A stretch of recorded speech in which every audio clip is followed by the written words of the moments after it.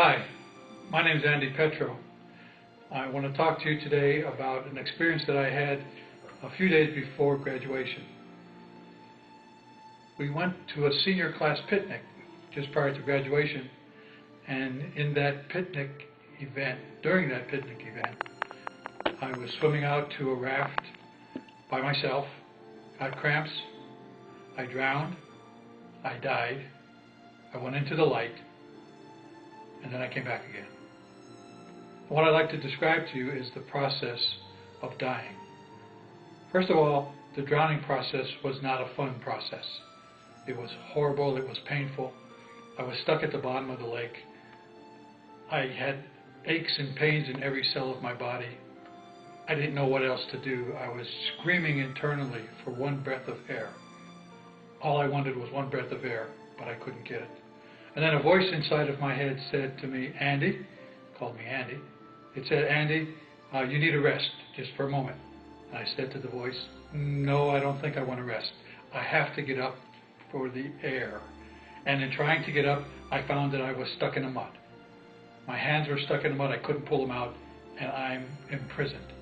And then the voice said to me again, Andy, you can continue the struggle, but you want to rest for just one moment. And so I said to the voice, okay, all right, I'll give it a rest for just a minute, and then I'm going to continue. I'll let go. And as soon as the word go formed in my mind, I was pulled out of my body.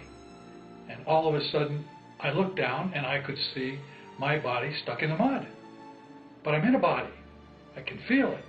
No longer am I cold and freezing and stuck in the mud, but I'm warm and I'm filled with a love and a peace that I cannot explain.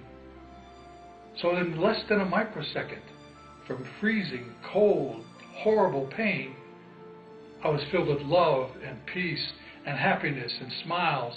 And as I looked opposite from my body, looked up into the tunnel, there I saw light. The light was so bright that it was brighter than 10,000 suns. And I immediately said, this should be burning my retinas. But it wasn't. It was a gentle but powerful light. It was pulling me. It was pulling me like a gentle magnet, closer and closer. And the closer I got, the more I was filled with an ecstasy, with a love, with an unconditional love of me as Andy. And as I got closer to the light, all of a sudden, I popped into a giant sphere. It was about the size of a basketball coliseum. And I was suspended in the middle of this sphere. And all around me, at all parts of the sphere, up, down, sideways, left, right, all over, were miniature motion pictures of my lives and what was going on. And I could see, I could touch, I could feel, I could sense every emotion that was taking place in all of those lifetimes. And when I would concentrate on one, I would immediately be there. I would be reliving what I had lived, and I would remember the reliving.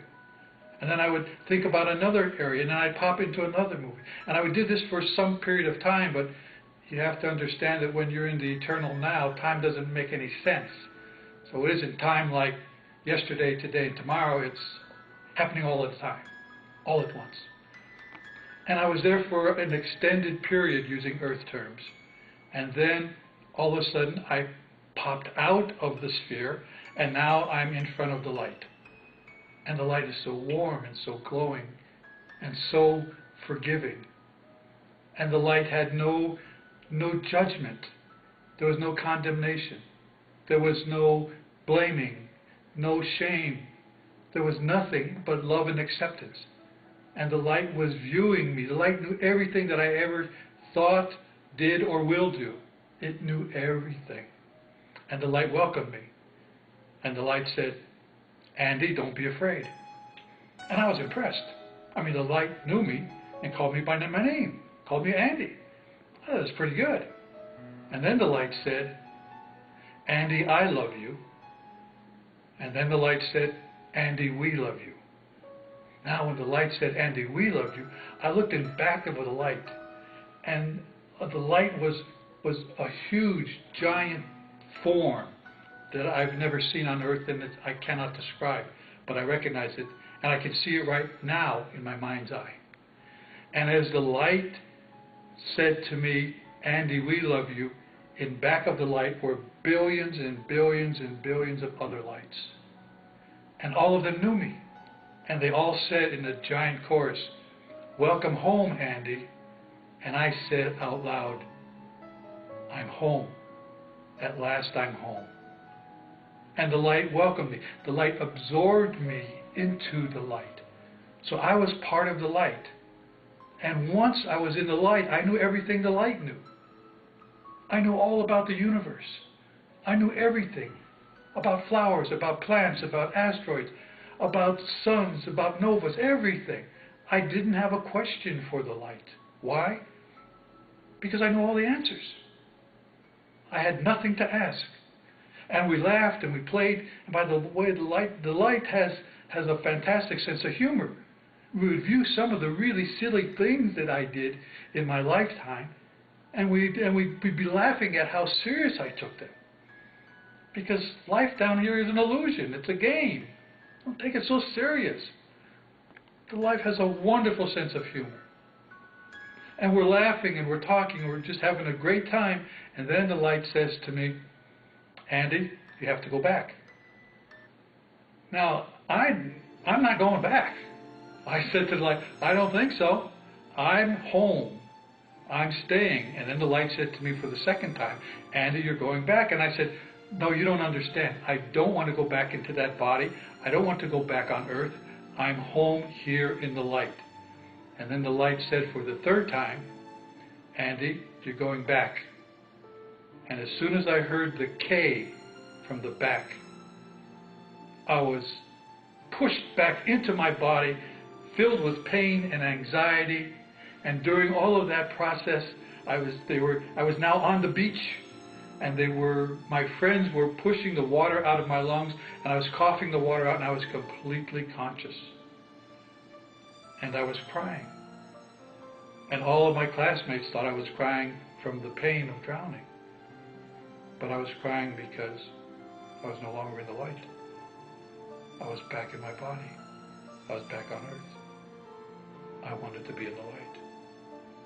During this entire episode, from the moment I start sinking into the water and the mud, up until the moment I was coughing water out of my lungs on the beach, I never lost consciousness. I was aware of every microsecond of that time. Being in the light was being in unconditional love. Unconditional love means unconditional forgiveness. Unconditional forgiveness causes you to smile forever. That's the story, folks. That's what it feels like to die and come back again. Thanks for listening.